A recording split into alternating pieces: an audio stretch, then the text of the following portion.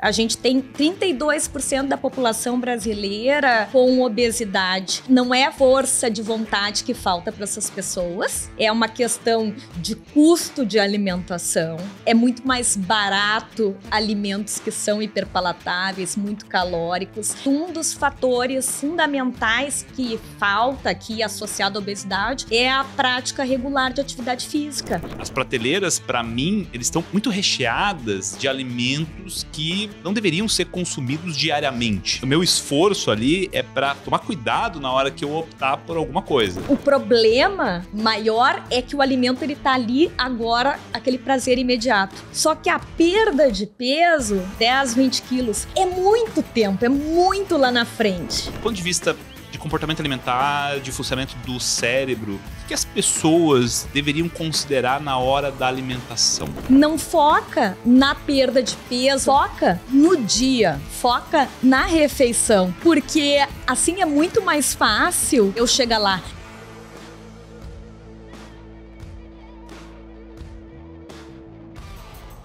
Sejam bem-vindos e bem-vindas ao podcast Saúde Mental em Evidência, o podcast que leva o conhecimento científico até você que talvez não tenha muito acesso a informações de confiança. Aqui nós falamos sobre comportamento humano, psicologia e, claro, saúde mental e áreas afins. Bom, eu sou o João Perini e hoje eu tenho aqui uma convidada mais que especial, que é a Luciana Antunes, que é professora da Universidade Federal de Santa Catarina e também é mestre e doutoras em Medicina, e Ciências Médicas pela Universidade Federal do Rio Grande do Sul. E também é docente e pesquisadora no curso de nutrição da Universidade Federal de Santa Catarina. Lu, obrigado por você estar aqui. Eu estou feliz da vida que a gente vai ter muito assunto legal, essa parceria entre psicologia, neurociências e nutrição. Obrigado mesmo. Obrigada, João. É um prazer estar aqui, poder contribuir e aprender também. Legal, olha que maravilha. Aqui a ideia é que a gente, enfim, troque uma conversa, faça uma conversa grande sobre um assunto que particularmente me interessa muito, né? Que é o comportamento alimentar relacionado ao funcionamento do cérebro, né? Então a gente tem um caminho imenso sobre as informações que talvez perpassam muitos mitos e muita desinformação da população. Acho que nesse mundo de rede social, acho que a gente tem um problema bem sério para resolver. Ou talvez uma responsabilidade em levar assuntos que as pessoas consigam entender. Olha só, Luciana, eu fico me perguntando aqui o que a gente poderia iniciar essa conversa. Tem tanto assunto legal, mas eu queria uma noção geral de como o comportamento alimentar, ou pelo menos como o cérebro se organiza na hora que a gente pensa comportamento alimentar. E aqui, pensando num conceito mais amplo, assim, de como a sociedade se organiza em cima disso. Porque, fico pensando, ao longo de milhares de anos, o nosso cérebro ele se desenvolveu para que a gente faça o que faz hoje. Só que ele se desenvolveu num modelo muito diferente daquilo que a gente tem. E muitas vezes a gente tem dificuldade de controlar o nosso comportamento frente à alimentação, frente a quando a gente precisa se alimentar. E às vezes se alimenta até quando a gente não precisa. Uhum. Luciana, como é que a gente pode pensar o funcionamento do cérebro do ponto de vista neurobiológico, assim, em relação ao comportamento alimentar? Como é que o cérebro organiza o comportamento frente à alimentação? Ok. Super complexa, né? O dia que eu tiver essa resposta, eu espero ser indicada para o Nobel. Mas, enfim, vamos começar com algumas coisas que a gente sabe. Eu acho que a primeira questão, e tu sabe, João, quanto eu bato isso dentro da nutrição, principalmente, que é um campo que... felizmente, né, recém começou a se interessar por essa temática, a questão dos conceitos. Porque é a partir do domínio de conceitos que a gente consegue ter um entendimento do todo. E dentro dessa perspectiva, como qualquer outro comportamento, a gente não pode ser simplista, né? Então, a gente tem questões... daí a gente vê, por exemplo, aquelas pessoas que trabalham mais behavioristas, é só condicionamento. Outros que trabalham com uma questão mais dinâmica, é só afeto. E a gente precisa entender toda essa dimensão. E que isso... ambas as questões vão... A neurobiologia, ela está intrínseca, né? Então, se a gente pensar evolutivamente, a gente tinha... E isso, tu me corrige, porque tu sabe melhor do que eu. As 4 recompensas primárias para garantir a nossa sobrevivência, né? Então, eu preciso ter um sistema que saiba reconhecer tudo que me permite perpetuar a minha espécie, né? Então, assim, com a questão do sexo, com a questão do alimento, com a questão da sede e a questão do bonding, né? Do vínculo, não sei como é que se fala isso em português, mas da questão do vínculo, que eu sempre digo, né? Se uma mulher, depois de... da luz, né, não fosse tomada, né, por toda aquela questão hormonal, por todo aquele afeto, jamais teria um filho novamente, né, se ficasse a memória do que é um trabalho de parto, né. Exatamente, pelo desconforto que tem, mas mesmo assim aquilo em algum grau é recompensador e a probabilidade é que ela faça isso de novo. Exato. É uma garantia, mas aumenta a probabilidade. Então, assim... dentro dessa perspectiva, para a gente conseguir evoluir, a gente precisava ter um sistema que nos dissesse o que era melhor para a gente comer ou não, que energeticamente ia garantir a nossa sobrevivência, né? Isso, evolutivamente, foi extremamente necessário. Mas, hoje em dia, a gente tem um outro contexto. Nós somos sedentários, a gente tem cocção, a gente tem alimentos ultraprocessados. Então, além de estar disponível, eles são hiperpalatáveis, ou seja, tem uma alta concentração de açúcar e de gordura. E esses alimentos em especial, eles acabam provocando, na maioria das pessoas, sobretudo naquelas mais propensas, uma hiperativação de vias relacionadas a essa recompensa, a esse prazer, né? Mas a gente não pode esquecer que tudo isso é modulado também por fatores genéticos, por fatores ambientais, né? Por aprendizado na relação por modelagem, quando a criança, né, começa na introdução alimentar, né? Eu sou dona de fugir do tema, mas uma coisa que eu acho muito interessante é que aqueles pais que fazem que limitam, vamos dizer assim, esse tipo de alimento, então... doces, bolacha recheada, salgadinho, vou dar aqui um exemplo, salsicha, sei lá. Eles, não, isso é lixo, isso é porcaria, isso não pode. Além de limitar, você está dizendo que aquilo é péssimo, é horrível, não feio. É comida, exato. Entendi, você está colocando ali uma característica negativa, vamos dizer assim. Exato, digamos assim, eu não gosto muito dessa expressão de terrorismo, mas, né, existe essa... E aqueles que são extremamente permissivos ou seja, que isso faz parte da rotina da criança, ambos são maléficos, né? São associados a comportamentos alimentares mais disfuncionais. Porque cria, né, aquela questão aversiva que talvez a criança vá consumir mais ainda ou vá repetir esse padrão de rigidez, né? De não poder... E o outro, enfim, pela questão do consumo excessivo. Enquanto que aqueles que fazem uma restrição, mas que isso não é verbalizado, foi na festa, tu tem filho pequeno, né? Eu tenho uma filha, 6 anos, chama Olivia. A Olivia vai na festa da amiguinha, certo. Tem ali o brigadeiro, a Olivia come. Só que a Olivia não precisa ter brigadeiro todos os dias. A Olivia vai na festa, ela tomou o refrigerante sem... entre aspas, neurotizar, né? Tratar com aquela normalidade. Então, isso é associado à formação, né? À consolidação de um comportamento alimentar mais saudável também. Ou seja, funciona melhor, né? Porque do ponto de vista comportamental, a gente sempre pensa assim, o que funciona, né? O que é adaptado àquele contexto.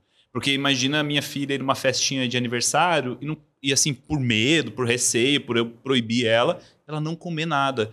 Isso vai trazer obviamente, ela vai ter que fazer um esforço gigantesco para isso, para controlar o seu comportamento. E pior, a galera vai olhar para ela e vai dizer assim, pô, o que tá acontecendo de errado com essa menina, né? Pô, todo mundo tá comendo e ela não, né? Enfim, uma série de desfechos que podem estar rolando. E eu fico muito feliz com isso, porque eu acho que a gente conseguiu, nos últimos 6 anos, com a Olivia, trazer sempre uma reflexão, sabe? Sobre o que ela tá fazendo, o que ela tá comendo, né? A gente traz esse nível. Inclusive, ela tem um hábito, né? Quando ela tá... aquele horário das 11 horas da manhã, ali a criança já está com fome e tal. Então a gente sabe que ela está com muita fome e a gente aproveita esse momento sempre para entregar um alimento saudável, vamos dizer assim, que nesse caso ela come uma bacia de brócolis ou alguma salada, né? E ela come aquilo na maior de boa, até inclusive ela adora. E que isso fomenta um hábito, né? O hábito, então, é uma coisa que ela já espera. Esses dias ela estava lá para a mãe dela falando assim... Estava com fome e a mãe dela estava organizando, eu estava no escritório, estava trabalhando ainda, ela falou assim, mamãe, cadê a minha salada? Né? Ela estava com fome, quer comer. E muitas vezes eu vejo o oposto acontecendo, os pais meio que forçando a barra para... Não, tem que comer, porque isso aqui é importante, não sei o quê. E é curioso, porque a gente utiliza uma característica natural que é a fome para incentivar o indivíduo a comer. Exatamente. E é aquela questão de tu conseguir tratar com naturalidade, né? Tem alguns polimorfismos genéticos e primeiramente, né, só fazer um parênteses, o paladar infantil ele sempre vai preferir o adocicado. Isso é natural. Agora, o sabor doce, né? Mas, por exemplo, existem alguns polimorfismos que podem acentuar o amargo de vegetais verdes escuros e que isso seria uma das explicações também de que alguns indivíduos não tolerem. Mas dentro de uma gama de vegetais, né, de hortaliças em geral, se não fosse o brócolis, tu não precisa torturar teu filho para comer o brócolis, porque, sei lá, tem a couve, poderia ter a couve-flor, enfim, tu vai achar algum que ele vai gostar, né? E criar esse hábito com certeza. Mas uma coisa importante é a família, né? Porque muitas vezes a gente vê pais que querem que o filho tenha uma alimentação saudável, mas a deles não é. Então, isso é extremamente necessário também. Exato. Teve uma vez que ela pediu para comer outra coisa no almoço, obviamente que a gente disse, filha, é o que tem, todo mundo come a mesma coisa, né? E se a gente tivesse sido permissivo naquele momento, não, então o que você quer comer? Você começa já a habituar e ensinar uma coisa que pode trazer um problema, né? Mas olha só, você falou de polimorfismo, né? Pelo que eu entendo, é uma alteração genética, né? Uma mudança num componente genético lá herdado. Isso vale também para outros alimentos. Por exemplo, tem uma disputa grande de quem gosta de coentro e quem não gosta. Eu, particularmente, amo coentro. Isso pode ser genético também? Pode ser herdado isso ou isso é mito? Eu também gosto de coentro. Tem gente que sente gosto de sabonete, sabão... Eu acho que tem plausibilidade, mas eu não saberia te dizer, tá? Mas tem um fator cultural também. Então, dependendo, sei lá, se a gente fosse para um local onde a culinária utiliza coentro e as pessoas estão... Então, a gente não pode esquecer da questão regional, da questão cultural da alimentação. Né? Então, hoje em dia, a gente tem...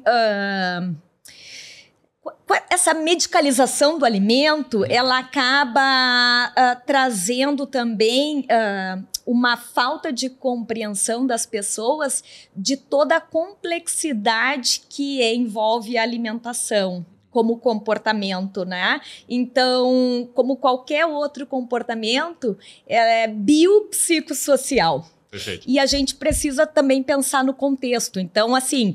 Eu acredito que exista plausibilidade, mas eu acho que é mais importante a gente levar em consideração a questão da cultura. Certo, perfeito. Eu acho que isso é bem importante, né? O que é os meus pares, ou seja, as pessoas ao redor, o que o meu repertório comportamental já construiu em cima daquelas ações, daquelas percepções sobre o mundo. Perfeito. Então, em relação ao funcionamento do cérebro, no comportamento alimentar, Lu, o que a gente pode pensar? O que está acontecendo dentro do nosso cérebro quando a gente está... que regula essa alimentação? Porque lá, o cérebro tem 86 bilhões de células. Essas células interagem entre si e coordenam o nosso comportamento, nossas emoções, nossos pensamentos.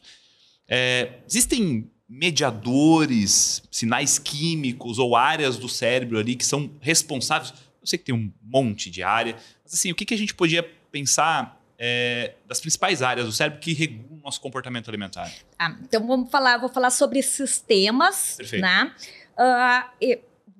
De forma didática, vou dividir entre um sistema homeostático, que fosse como um marcador do combustível, né? Falando aqui para o público em geral, e o sistema de recompensa, que foi o que a gente falou da questão, perfeito, do prazer. Esses dois sistemas, eles se interagem. Então, eu tenho, dentro do sistema homeostático, eu tenho o balanço energético, que é o determinante entre o que eu gasto e o que eu consumo. Tá? Então, o tanque ali tá chegando, sei lá, eu tomo café da manhã, eu acordo de manhã, eu sinto muita fome de manhã, eu muita fome. E eu tomo meu café da manhã bem rebuscado, porque assim, eu faço atividade física de manhã e tudo mais. Então, o meu tanque de combustível, que é esse regulador homeostático, tá lá mostrando, tá na reserva, tá dando um sinal lá dizendo assim, ó, se alimente. É isso? Pode ser que sim, ou tu te acostumou também a comer, não necessariamente. Mas eu sinto a barriga vazia, ronca a barriga, sabe? Meu estômago está vazio e eu sinto fome mesmo. Sim. Então, porque a minha janta é muito fraquinha. Eu como muito pouco à noite, então eu acordo assim com uma fome grande. Sim. Então, o meu balanço energético, ou seja, o meu ponteiro de combustível está dizendo assim, ó, procure alimento, é isso? Pode ser? Então a gente tem esse... A gente está falando do cérebro, mas também tem essa conexão periférica, perfeito, né? Então ali eu vou ter, perifericamente a gente também tem a leptina, a grelina. A leptina, ela é anorexígena, ou seja, ela induz saciedade, né? Reduz a fome. E a grelina, ela é orexígena, ela aumenta a fome. Então, eu vou procurar alimentos, né? E isso modula também a minha atenção. Né? Então, vou começar no ambiente... Por exemplo, vou até dar um exemplo agora. Eu olhei para lá e eu vi que tem umas bolachinhas lá. Então, assim, daqui a pouco eu vou começar a procurar no ambiente pistas relacionadas à alimentação, né? Eu vou... pensar mais em alimento, dependendo de como eu tolero esta sensação incômoda que é a fome, isso pode ou não alterar o meu humor, né? Então, por exemplo, muitas vezes a gente fala com os pacientes, eu fico muito irritado, tá, mas vamos tentar trabalhar a tolerância à fome. Não é uma sensação boa. Se sente prazer, tem uma doença muitas vezes ali, né? Mas é um desconforto que pode ser manejado e que essa intensidade desse desconforto também pode ser trabalhada, né? Para auxiliar, por exemplo, o indivíduo a perder peso, quando necessário. Então, esse sistema homeostático, ele vai fazer esse balanço, né? Comunicando a periferia para a parte central. O sistema de recompensa... ele vai modular, assim, a questão de eu ir buscar, então vai dar esse drive, vai dar essa iniciativa de eu ir atrás, tanto é que a grelina, ela também é associada à locomoção, né? Porque eu preciso me mexer para ir atrás da comida. Perfeito. E eu vou sentir desejo, eu posso ter... daqui a pouco eu sinto um cheiro, né, do que eu tô passando. Por exemplo, às vezes, esse tempo tinha uma paciente que disse que morava perto de uma padaria. Eu disse, meu Deus, deve ser horrível, porque tu imagina cada vez que saiu uma fornada, aquele cheirinho de pão. Então tu tá sendo avisado a hora que saiu um pãozinho do forno, né? E daí pode ficar muito mais difícil de tu resistir àquilo. Tá? Deixa eu fazer um comentário, que isso aqui é muito importante, que conecta diretamente com aquilo que você falou lá no início. Você falou assim, bom, o nosso cérebro foi moldado pela natureza ao longo de milhões de anos, e ele estava num contexto muito diferente daquilo que é hoje. Então eu imagino... sei lá, vou pegar aí 30 mil anos atrás, né? Nossos antepassados estavam lá no meio da floresta, não tinha uma disponibilidade de alimento, como, por exemplo, a tua paciente, né? Com um pãozinho quentinho, dando um cheirinho lá. E ele tinha que se esforçar, levantar de onde ele estava e procurar alguma coisa para comer, né? Virar uma pedra, achar uma larva, pescar isso de alguma forma, caçar, coletar uma fruta, né? Para comer. É diferente hoje, que a oferta de alimento é absurdamente diferente. Então, esse controle que muitas vezes se fazia de maneira natural lá atrás, hoje fica bastante difícil. Exatamente. Então, assim, e aquela questão, hoje eu cacei e eu tenho. Amanhã não quer dizer que eu tenha. Então, quanto tempo, novamente, eu vou conseguir o suprimento, né? E com base nisso, a gente tem um sistema que é muito poupador. Né? Então, assim, o nosso corpo, ele reserva muito fácil justamente por isso, né? Para a gente conseguir lidar para a questão da sobrevivência. E daí... a gente está numa situação em que a gente se mexe menos, a gente tem disponível, não precisa consumir cru, com terra, com casca, né? Bem pelo contrário, tá ali cheio de gordura, de sal, de açúcar, e que é muito gostoso, né? E assim fica muito mais fácil a gente consumir mais, porque é muito gostoso, e acabar engordando, né? Porque ganhando peso, em virtude de que é muito fácil a gente exceder as calorias que a gente necessita, né? Ou seja, as chances da pessoa que mora do lado de uma padaria em comer mais pão, por exemplo, aumentam. Não significa que ela vai comer, mas a probabilidade está aumentada. Ela tem, pelo menos, né, vamos dizer assim, daí a gente teria que ver qual é, eu pensaria muito na questão do controle inibitório dela, né, em relação à alimentação. Porque, por exemplo, se é um paciente que ele é mais impulsivo, a gente sabe, por exemplo... Não vou para o pessoal entender quando a gente fala de associação, a maioria das pessoas, não quer dizer que seja todo mundo, né? Sempre sou muito cautelosa em falar isso. Mas nos estudos, o que a gente sabe? Que pessoas que apresentam obesidade, o IMC maior ou igual a 30, elas têm déficits no controle inibitório. Que é a capacidade, né, João, de suprimir um comportamento. Ou seja, sentir o cheirinho do pão francês, eu não necessariamente eu ir até a padaria e comprar 10 pães e imediatamente comê-los todos. Assim, peraí, calma. Não preciso de 10 pães agora, talvez eu passe depois compro, ou vou lá, compro um que sacia a minha fome. A gente pode explicar mais ou menos assim? Ou eu não vou ir lá comprar. Não vou, né? não vou. Eu tenho pão aqui, certo. Eu vou comer esse, né? Ou, eu vou lá e vou comprar só um, né? Certo. Também. Então... nosso freio. É o freio. Perfeito. Então, esse sistema de recompensa, ele está muito ligado ao nosso comportamento motivacional. Motivacional. Né? Ou seja, é um sistema que organiza o meu comportamento para que eu faça alguma coisa. E a gente tem que tomar cuidado e olhar para esse comportamento, o que está me motivando, o que está me direcionando, né?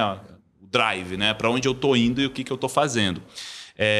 As pessoas que têm algum tipo de baixo funcionamento, ou um déficit de funcionamento nesse sistema de recompensa, estão mais propensos a ter um comportamento disfuncional relacionado à alimentação? Ou não necessariamente? Possivelmente sim, né? Então a gente sabe que, por exemplo, em termos de associação, né, dessa relação, a gente sabe que existem polimorfismos no receptor de dopamina no D2, né, associados à compulsividade, ou seja, de maior dificuldade de conseguir suprimir determinados comportamentos, e isso pode ser para a alimentação, dependendo da pessoa, pode ser para substâncias, pode ser para outros comportamentos que são aditivos, né? E daí isso poderia predispor estas pessoas. Mas também é uma relação bidirecional, né? Então a gente sabe que a obesidade per se pode atenuar, né, essa via, na realidade, uma hiperativação. Então, o que atenua é a resposta do prazer precisando de mais, né?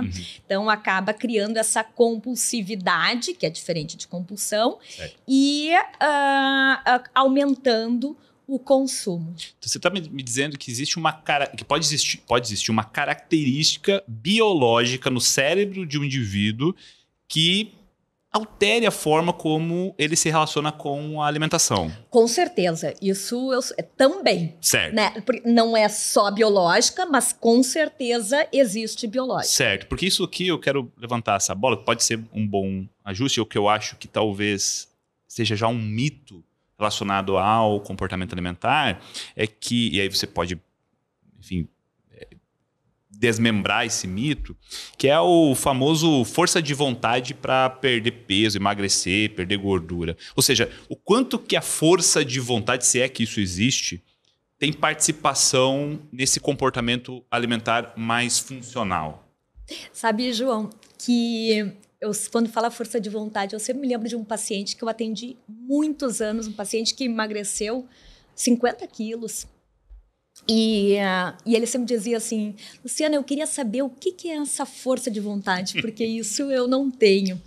E, bom, a força de vontade, eu acho que a primeira coisa que é importantíssimo a gente falar é que ela é um baita de um estigma que acaba contribuindo para o preconceito relacionado à obesidade, né? E que isso não existe. Então, assim, a pessoa que come em excesso e que tem excesso de peso, não falta força de vontade para ela, né? Ela come a mais porque o cérebro dela e o corpo dela dizem para ela comer a mais. Claro que a gente não pode entrar numa questão condescendente e dizer assim, é porque meu cérebro diz isso. Não, tem tratamento. O tratamento é para a vida toda, mas a gente não pode culpabilizar o indivíduo. E a força de vontade ele culpabiliza. Né? Então, quando se utiliza esse argumento, João, é de uma extrema ignorância e a pessoa desconhece por completo funcionamento, a doença, obesidade, né? É uma questão que não é uma questão meritocrática. Entendi. Né? Perfeito. Então, força de vontade, eu também particularmente não entendo esse negócio. Tipo, o que é isso? Talvez a gente possa pensar como talvez um esforço que talvez a gente possa fazer em alguns contextos, mas aí isso vai depender de um repertório do qual eu tenho ou não. Eu lembro quando eu comecei faz 2 anos que eu comecei a correr de maneira regular. Houve um esforço no início, mas isso dependeu de uma série de outras coisas que eu fiz na minha vida para aumentar a probabilidade que eu fizesse esse comportamento. Então, por exemplo, o meu trabalho é muito flexível, por exemplo. Então, eu consigo acordar às 5h30 da manhã, tomar um café tranquilo com a minha esposa. Eu consigo... A minha filha está dormindo, não preciso cuidar dela. Eu não preciso estar trabalhando naquele momento. Eu tenho um espaço que eu consigo me organizar. Então, eu consigo fazer isso. Lógico. Isso não significa que é fácil, é difícil pra caramba. Precisei um grau de esforço. Mas teve uma série de condições que me jogaram para aquela situação. Inclusive a minha esposa dizendo, não, vai lá, calça o tênis, vai, que eu te ajudo, inclusive, se precisar alguma coisa. Então, não dependeu apenas do meu esforço ali. Exato, não é só colocar o despertador, já não é fácil acordar, eu não faço isso. Mas assim, precisa de... E daí entra em outra questão, se a gente pensar na questão social, né? A gente tem 32% da população brasileira com obesidade. Não é força de vontade que falta para essas pessoas, né? É uma questão de custo de alimentação. É muito mais barato alimentos que são hiperpalatáveis, muito calóricos. É bem difícil para uma pessoa, muitas vezes, com recursos limitados, conseguir fazer uma atividade física. Tem gente que se acorda às 4 da manhã para ir trabalhar e chega às 10 da noite em casa. Como é que essa pessoa vai fazer? Não estou discutindo nem a possibilidade dela pagar uma academia que não existe, né? Mas a gente está falando de uma questão de viabilidade. E uma das questões nos relatórios da Federação Mundial de Obesidade com relação ao Brasil, que um dos fatores fundamentais que falta aqui associado à obesidade é a prática regular de atividade física. Mas se a gente for pensar, se tu pegar eu, Luciana, eu sou sedentária, ok, né? Mas muitas pessoas não são simplesmente por uma questão motivacional, pelo estágio motivacional, né? Certo. Então, que eu acho que o que eu estava falando também envolvia a questão do estágio motivacional, né? Por esses tempos, eu falei assim, bom, eu vou voltar, eu assino um programa, aqueles da Apple, Fitness Plus, sabe? Certo. E daí eu falei assim, já faz 1 ano que eu assino, mas eu dei uma parada nele. Eu falei, não, eu vou voltar. Daí eu estava de férias, teve 2 dias que eu peguei e coloquei roupa de ginástica. Eu falei, será que eu estou pré-contemplativa ou contemplativa? Eu brinquei com uma amiga minha, eu estou com roupa de ginástica. Daí, assim, até eu ir lá e fazer a aula do programa, acho que levou uns 3 dias, sabe? Mas, enfim...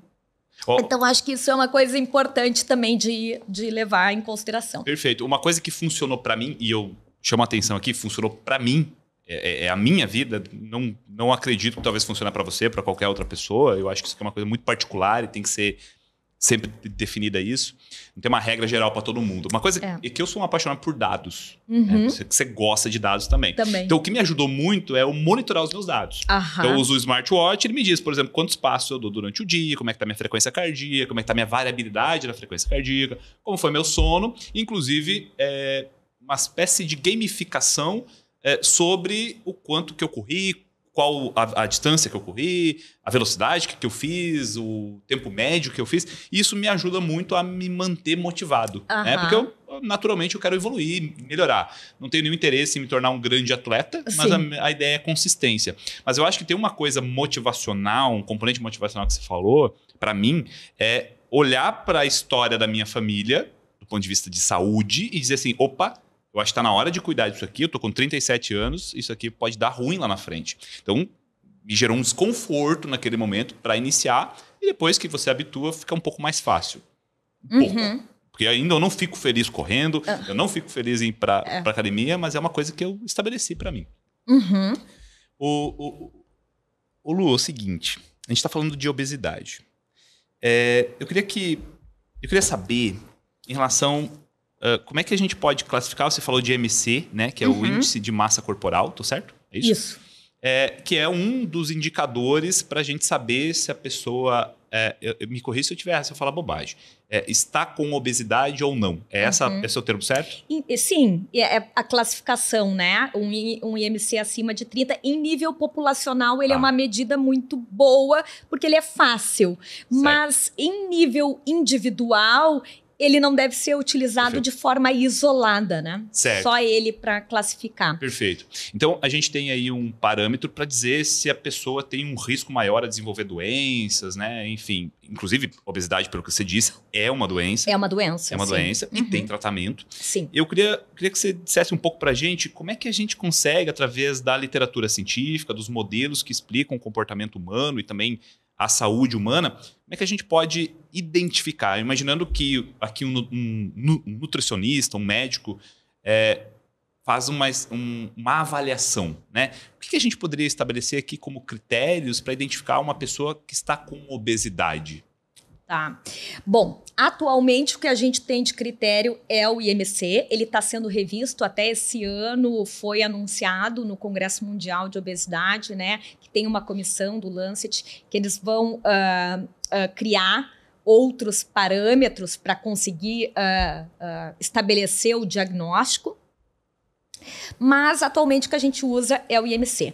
É lógico que ele é uma medida que é muito mais populacional, como eu disse, pela facilidade. Mas, por exemplo, a gente tem outros indicadores. A gente tem a circunferência. Eu gosto muito de medidas na prática clínica que eu acho que auxiliam. A circunferência da cintura, por exemplo. Esse meu médico usa.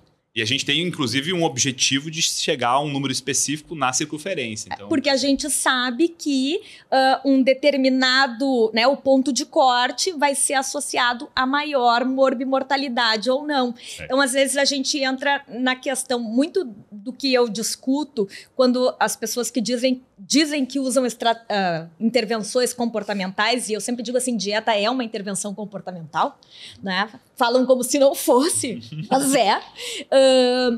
que elas dizem assim, mas melhorou a qualidade de vida do paciente, tudo bom, tudo bem, melhorou, mas não reduziu morbimortalidade. E eu tenho certeza, João, que tu vai querer sempre um ano a mais, tu vai querer ver a tua filha se formar, tu vai querer, né? Então, assim, a questão tu pode ter melhora da qualidade de vida, e eu não tô desmerecendo um indicativo tão importante, mas é crucial a gente ter redução de morbimortalidade, ou seja, de morrer, né, desse paciente não morrer antes do que deveria, né, na expectativa de vida dele, ter a expectativa de vida reduzida, de não desenvolver doenças que vão acabar gerando, né, essa mortalidade precoce, como diabetes, infarto agudo do miocárdio, e, enfim, doenças cardiometabólicas em geral. Então, acho que é importante a gente falar isso. É importante utilizar indicadores clínicos que são associados à redução de morbimortalidade. Né? Então, precisa reduzir. Muitas vezes, o paciente, por exemplo, ele pode até ter um peso dentro do normal, né? Eu não gosto muito do normal, mas dentro da eutrofia, né? Assim, dentro de uma faixa que está associado a menos complicações. Perfeito. Mas ter uma circunferência acima. Então, assim, isso quer dizer o seguinte, a gente precisa trabalhar na composição corporal nesse caso. Perfeito, perfeito. Olha só, você está falando de identificação de pessoas com obesidade. A gente sabe, então, que a obesidade é uma doença, ela tem um tratamento. O que dentro da literatura científica a gente pode pensar como algo eficaz para o tratamento da obesidade? Por que eu estou chamando essa atenção? E hoje nós temos fármacos que estão aí sendo divulgados na internet, né? Pelo contrário, não tenho nenhum problema com fármacos. Eu acho que só o problema é o uso dos fármacos, né? O mau uso, perdão. Que tratam obesidade. Mas a gente sabe que as coisas não são tão simples, né? Uma coisa vai resolver, a bala de prata que resolve tudo. Quais seriam os tratamentos? Eu sei que deve ser adaptado a cada paciente e tal, mas o que a gente tem na literatura científica que mostra eficácia para o tratamento da obesidade? Os tratamentos com comprovação de eficácia, Bom, a primeira questão é que depende de quem é o paciente. Então, qual é o grau de obesidade que ele tem e quais comorbidades associadas ele tem. À medida que este paciente tem quadros mais graves de obesidade, ou seja, IMC ainda maior e presença de comorbidades como hipertensão, diabetes, doença aterosclerótica, a combinação terapêutica, né, de modalidades terapêuticas, ela vai sendo empregada. Então, a complexidade do tratamento, ela vai aumentando, subindo uma escada, né? Certo. Então, inicialmente a gente fala de modificação de estilo de vida, que inclui atividade física, uma nova relação com a comida, dieta. E quando eu falo dieta, não é aquele papel para seguir, é a modificação da alimentação, porque o que a gente come é a nossa dieta, né? Perfeito. Ou seja, se eu como hambúrguer todos os dias, eu tô numa dieta. Isso, é a minha dieta. Perfeito. Só que essa dieta, provavelmente, ela é incompatível com algo que não gere prejuízos, assim. Potencialmente vai me levar a um problema sério, né? Então, você está falando que existem realmente, né? Porque você tem um indivíduo que está com obesidade, então ele tem provavelmente ele vai ter uma série de outras complicações, vai ter comorbidades. Pode ser que existam outras doenças ali, uma diabetes, uma hipertensão. Exato. E isso vai determinar o nível de complexidade da intervenção em si. Isso, de associando, né, intervenções. E eu sou uma pessoa eu sou muito otimista com os agonistas, né, triplo agonistas de receptor ali de GLP-1. Que nesse caso são os... Enfim, todas essas medicações, certo, né, que foram aqui falando, tem o que a gente tem no Brasil, acho que é a semaglutida, né? Certo. É que eu não sei como é que tá a questão das aprovações. Não, tudo bem, mas é a semaglutida aí que é a mais famosa. Que aqui é o que a gente usa, mas tem a tirzepatida, né? Eu acho ótimo a medicação quando o paciente, quando o médico indica, né?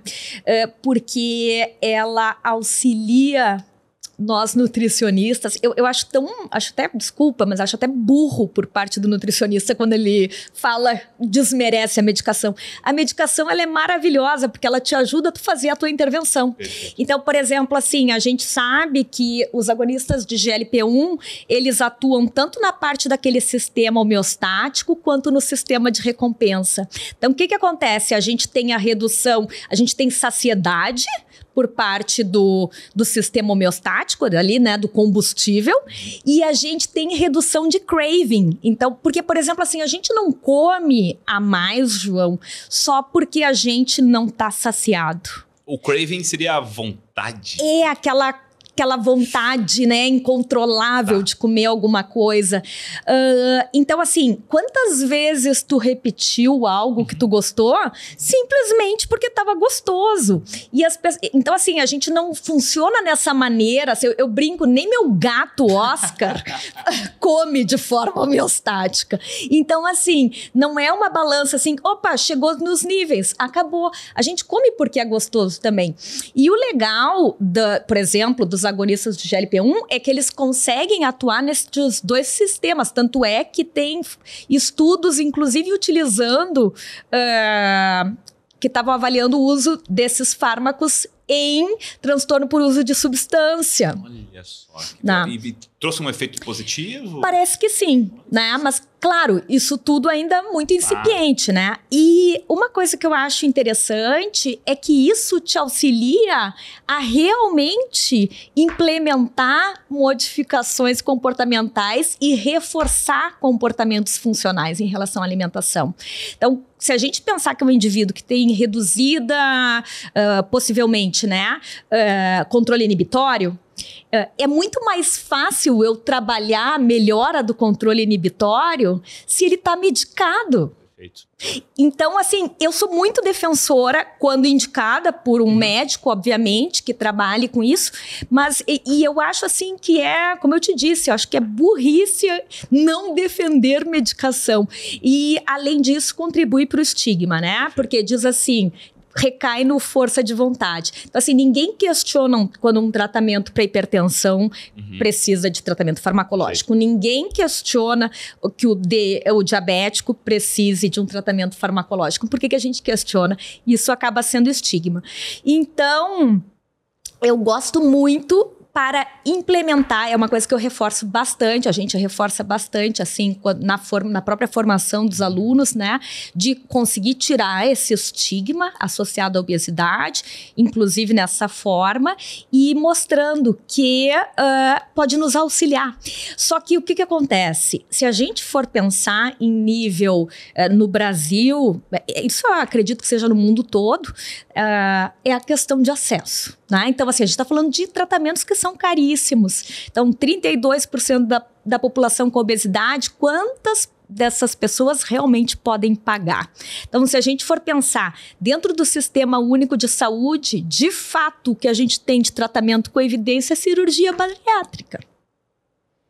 Ou seja, você tem uma intervenção ali, entre aspas, um tanto quanto invasiva, agressiva para o corpo, né? Assim, eu não estou dizendo que isso é ruim, mas você pode ter práticas muito menos invasivas, muitas vezes, disponíveis. O que eu acho, assim, é que ela vai ter, para aquele paciente que tem indicação, ela vai ter, tem alguns que vão precisar da cirurgia bariátrica e do tratamento com os agonistas, né? Então, assim, isso eu acho que é uma coisa importante. A obesidade, ela não é uma doença só. A gente tem que pensar de forma espectral, numa questão transdiagnóstica, sabe? Então, assim, tem aquele que tu vai conseguir trabalhar com exercício e dieta, lembrando que só exercício precisa ter déficit calórico para perda de peso, então só atividade física não emagrece. Tem aquele que tu vai precisar associar psicoterapia, tem aquele que tu vai precisar associar esses 3 mais medicamento, tem aquele que vai precisar, né, essas 4 modalidades mais a cirurgia. Então, tudo isso está sendo discutido hoje em dia pelas pessoas que trabalham com obesidade, de entender que não é uma doença isolada, que a gente tem que ver quem é nosso paciente, quais são os domínios que estão, tanto comportamentais quanto biológicos, que estão comprometidos ali, e quais intervenções vão ser mais interessantes ou melhores para cada caso, né? Perfeito, ou seja, o ideal, principalmente no serviço público, seria o adequado é que a gente tivesse mais opções, então. Você fala aqui, bom, a gente tem a bariátrica, tem evidências que funcionam, mas nem todo mundo pode fazer bariátrica, né? Ou seja, não serve para todo mundo, né?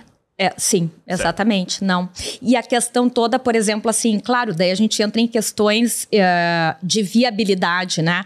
Por exemplo, a frequência do acompanhamento com nutricionista é ridículo, mas né? Mas aí é a minha dor também, porque eu olho no serviço público e cadê o psicólogo? Exato. Né? Uma vez por mês, isso é psicoterapia? Nem me fala, porque olha só, dentro do serviço público, geralmente, pelo menos dos relatos que eu vi, das experiências que eu tive, porque assim, primeiro o Brasil não tem dados sobre isso. Tá? Não. Esse é um problemaço. Assim. Mas dentro daquilo que a gente consegue observar, dentro de prefeituras, geralmente são aqueles contratos de 2 anos, onde o psicólogo faz uma prova, ele entra dentro do sistema. Ele, imagina, às vezes tem 1 por município, 2 quando tem. E assim, meio que é isso. Você atende alguns pacientes ali na semana, o cara também, coitado, fica com as mãos amarradas do que ele pode fazer. Então, acesso à psicoterapia, à nutrição, não tenho muita noção de quanto que tem, mas eu acho que é uma coisa bem parecida, assim, também. Além de ter pouco profissional, né, a questão da frequência dos atendimentos inviabiliza, de fato, o tratamento que tem evidência científica, né? Então, assim, uma das coisas em todas as diretrizes que postulam para o tratamento da obesidade e dados de evidência, assim, que mostram, é que é essencial um acompanhamento próximo. Então, se eu vou ver o paciente a cada 1, 2, 3 meses, eu sempre digo, eu não estou revendo, é uma nova consulta, primeira consulta, né? Entendo. A frequência é muito, muito distante. Né? Lu, eu posso fazer uma pergunta polêmica? Pode. Não me responsabilizo pela resposta. Perfeito. Não, porque uma coisa a gente está falando aqui de medicamento, de intervenção e tudo mais, mas tem um outro lado, inclusive conectado com aquilo que a gente começou a falar, que é sobre a oferta de comida. Tá? Então, quando eu entro lá no supermercado, eu começo eu gosto muito, porque para mim é meio que um estudo antropológico toda vez que eu vejo um supermercado. Porque, imagina, né? Eu saio da minha casa meu automóvel, eu chego no supermercado, eu tenho no meu bolso um pedaço de plástico chamado cartão de crédito, lá tem um contato lá com um grande servidor que tem um código lá dentro que diz que eu tenho dinheiro, mas esse dinheiro não existe, é um mando de números, e que eu entro nesse estabelecimento e eu enxergo um monte de coisa. Né? E dentro dessas coisas que eu enxergo, eles estão dentro de pacotinhos que muitos deles são chamados de alimento, né? Só que eu chego lá, eu começo a olhar os alimentos e sempre me pergunto assim, pô, o que eu vou levar para casa que pode ajudar a eu prevenir doenças, o que pode me ajudar a ter uma vida mais saudável, que me ajude a contribuir para a saúde da minha família. E eu fico um pouco preocupado porque é o que eu menos vejo. Assim, quando eu começo a olhar os rótulos, começo a olhar a quantidade de calorias, a concentração de nutrientes, a quantidade de sal, a quantidade de açúcar, eu fico um pouco assustado. Principalmente agora, mais recentemente, que a indústria está sendo exigida que se coloque lá um rótulozinho dizendo que tem alto teor de açúcar adicionado, sal e gordura. Uhum. Né?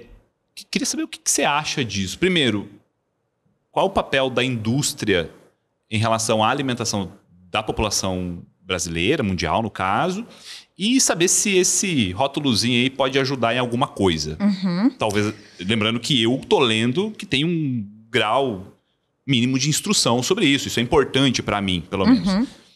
Enfim, o que você acha sobre isso? Bom, eu não sou uma hater completa da indústria, né? Então, acho que a indústria de alimentos, ela pode e tem um papel muito importante, né? Então, assim, é que nem a farmacêutica, certo. Né? Então, acho que a gente tem que olhar com uma certa imparcialidade, porque pode ser desenvolvido... Tem vários alimentos que são como recursos muito bons, industrializados, que a gente usa, por exemplo, usa aqueles shakezinhos com whey que tem, né? Industrializado, que é um recurso para quem está na correria, não tem tempo de, né, de fazer uma refeição. Eu tomo ele às vezes à noite, tipo, não quero comer uma coisa sólida, vou dizer, toma um shakezinho aqui, me ajuda bastante. Então, assim, tudo depende de qual é o produto. Então, acho que a gente tem que olhar com essa questão. A outra coisa eu gostei bastante desse informativo. Luciana, porque eu acho que são informações bem importantes, que ele vai te dizer a questão dos 3 principais ali, vamos dizer assim, que já pega bastante coisa. A questão da gordura, do açúcar e do sódio, do sal, né? Então, acho que é uma maneira bem boa do consumidor identificar. Lembrando que, tu até falou assim, eu gosto de escolher alimentos que vão, né, dar mais saúde. Não tem alimento nenhum, né, nem nutriente nenhum que vai dar mais saúde. O que tem é um padrão alimentar. Então, quando a gente junta o todo... Pode até ter uma bolachinha recheada, vamos dizer assim, é o que me vem na cabeça sempre, tá? No teu carrinho. Certo. O problema é a frequência que ela acontece. De novo, né, João? Quando a gente fala de comportamento, é o prejuízo e a frequência com que ele ocorre. Sempre. Não, né? E então, para a alimentação é a mesma coisa. Então, quando eu junto toda no mês, ou vamos pegar assim, na semana, né? Quando eu junto tudo que eu comi, o que tem mais? Tem mais fruta, verdura, grãos integrais, né? Carnes magras, leite e derivados, né? Desnatado. Maravilha! Então, a gente está pensando na proporção. E é essa proporção que vai dizer se eu tenho um padrão alimentar mais adequado ou não, mais equilibrado, né? E que mais protetor, vamos dizer, perfeito, nesse sentido. Nesse momento, quando eu queria me referir a isso, eu sempre faço esse cálculo, porque eu vejo, pelo menos a impressão que eu tenho, as prateleiras, para mim, eles estão muito recheadas de alimentos que, assim, não deveriam ser consumidos diariamente. Sim. São hipercalóricos, tem muito sal, gordura, enfim. Então, o meu esforço ali é para tomar cuidado na hora que eu optar por alguma coisa. Exemplo, ontem, eu e o Jean Leonardi, que é meu parceiro aqui, a gente foi jantar bem cedo. E no cardápio, eu achei bem legal isso, no cardápio onde a gente foi, tinha a quantidade de calorias daquele prato. Então, aquela informação foi me ajudando a optar o que eu queria comer, sabe? Então, eu olhei lá, tinha um prato super calórico, eu disse, talvez não precise de tanta caloria assim, porque eu me alimentei bem, não estou com tanta fome. Então, eu optei por uma versão um pouco menos calórica. Então, a informação, para mim, me ajudou a tomar uma decisão. Sim. Né? E, claro, ali eu tinha 10 opções, no mercado... tenho centenas, talvez até milhares de opções, né? Então eu fico um pouco receoso, porque o ambiente de um supermercado ele é muito estimulante. Sim, muito. Então, A cor das embalagens, né?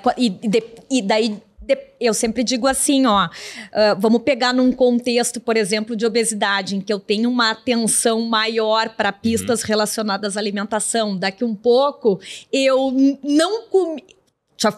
Todo mundo já foi, eu acho que alguma vez na vida, pro supermercado com fome. Tu não compra nada que preste, né? Ou é muito difícil, ou tu tem que ficar o tempo inteiro fugindo porque tu vai direto nesse tipo de alimento, né? Uma coisa que eu acho importante das pessoas levarem em consideração, tem aplicativos também. Um que eu gosto muito é o Desrotulando, que ele faz uma análise ali do rótulo do alimento. E é muito legal. Porque tu falou ali, eu vejo as calorias. Só olhar as calorias, elas não nos dizem tanta coisa assim.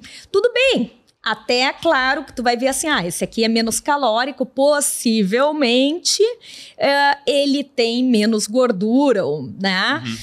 Pensando em uma preparação. Mas num alimento ali, quando eu compro, não necessariamente vai ter uma redução do que seria mais interessante ou não. Vou dar um exemplo. Chocolate diet, por exemplo, que para um diabético é ótimo, mas se tu for comparar, o teor de gordura ele é maior do que um não diet. Então, uma coisa que eu falo para os pacientes é, olha as calorias e dentro das calorias, vê quantos % dessas calorias vêm de açúcar simples, de açúcar, né?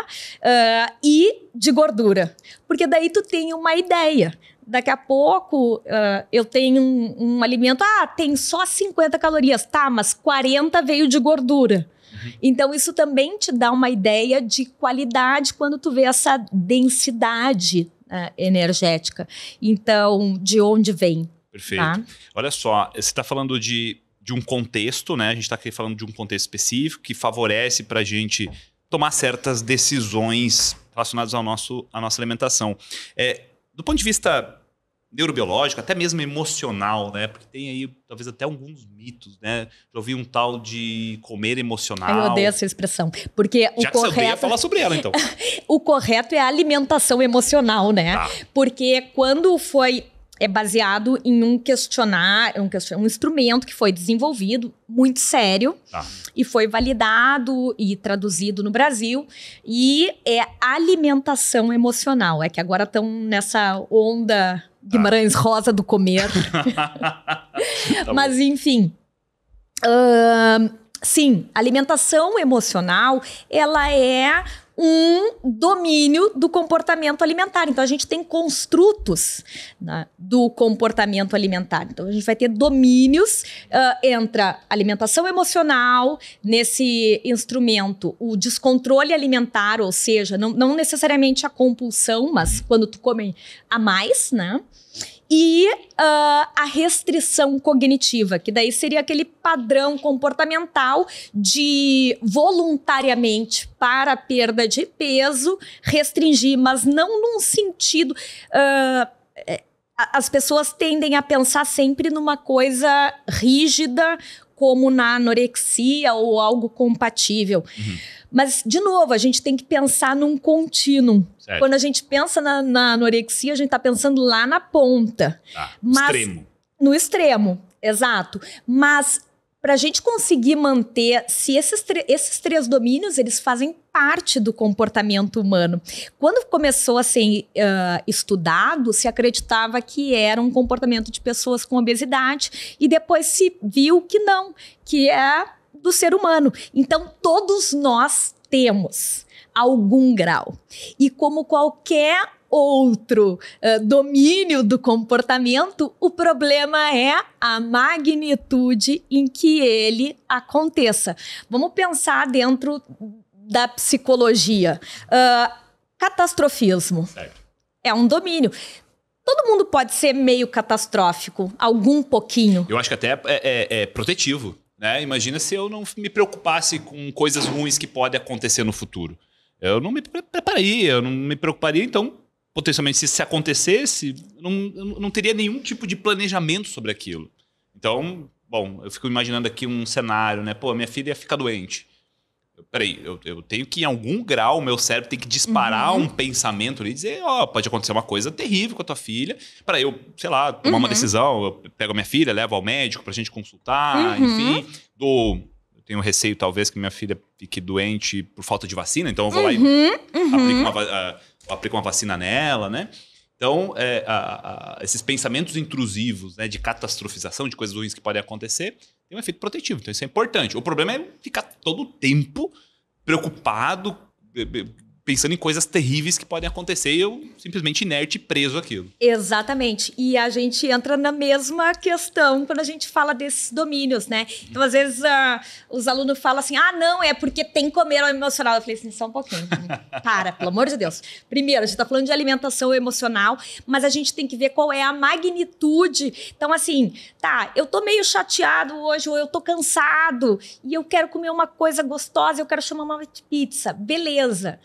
Agora, com que frequência eu faço isso? É a única estratégia que eu utilizo? Ou eu tenho estratégias de coping que né, eu consigo lidar de forma... É a única maneira que eu tenho de me regular? Se for, eu tô com o repertório curto e eu preciso achar outras. Mas se não...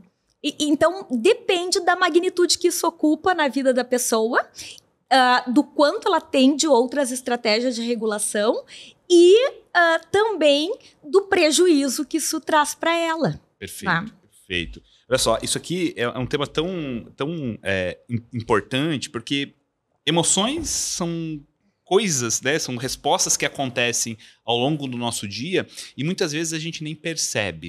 Eu queria saber o seguinte, do ponto de vista de comportamento alimentar, de funcionamento do cérebro, o que as pessoas deveriam considerar na hora da alimentação?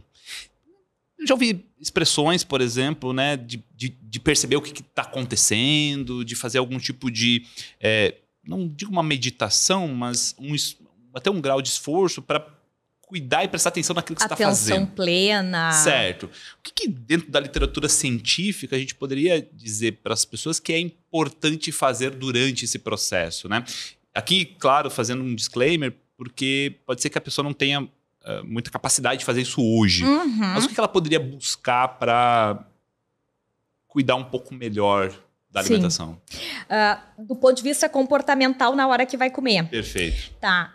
Eu gosto de algumas estratégias, mas e eu acho que é sempre importante avaliar se o teu paciente... Por exemplo, assim, eu já tive pacientes com obesidade que comiam muito lentamente, né? Então, assim, isso não é um problema a ser trabalhado. Perfeito. Então, acho que a primeira questão é sempre identificar quais são determinados comportamentos que eu preciso trabalhar ou não, porque a gente não pode assumir que porque o indivíduo vive com obesidade, logo ele tem o controle inibitório, né, reduzido para tudo, ele vai comer rápido. Então, assim, de novo, a gente ou vai ter uma grande presença de alimentação emocional, possivelmente sim, mas não necessariamente. Então, acho que essa é a primeira coisa. Tá. Eu gosto muito de estratégias comportamentais que auxiliem. Então, aquilo que a gente sabe. Comer sentado à mesa, sem estímulos. Então, sem TV, sem jornal, né? Sem celular. O que isso faz, assim? Qual é o prejuízo que uma pessoa tem em relação... Por exemplo, se ela sentar na mesa, qual é a vantagem? Se ela não sentar à mesa e ficar na frente da televisão, o que acontece, assim? Eu costumo brincar, João, quando eu tô em festa, principalmente aniversário de criança, que é uma festa que eu gosto muito. Me convidem. É legal, eu gosto também. A comida é ótima, né? E eu costumo brincar, assim, quando eu tô com meus amigos ali falando, passa aqueles salgadinhos, tu pega, eu digo assim, se eu não tô vendo, eu não comi. E no final da festa, às vezes, tu só quer um chá de boldo e tu não sabe nem por quê. Assim, mas eu nem comi quase, né? Então, assim, a questão toda é a percepção realmente do quanto eu ingeri, que acaba ficando né? Possivelmente vai ficar comprometida, e eu vou acabar comendo mais rápido, sem perceber, e mais impulsivo também.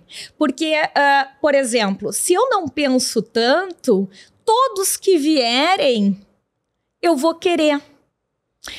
Para provar todos que tem. E isso é uma coisa que eu gosto de trabalhar bastante com os pacientes, de trabalhar a seletividade também. Então, vamos pensar o seguinte, tu quer provar, tu vai escolher quantos tu vai provar, né?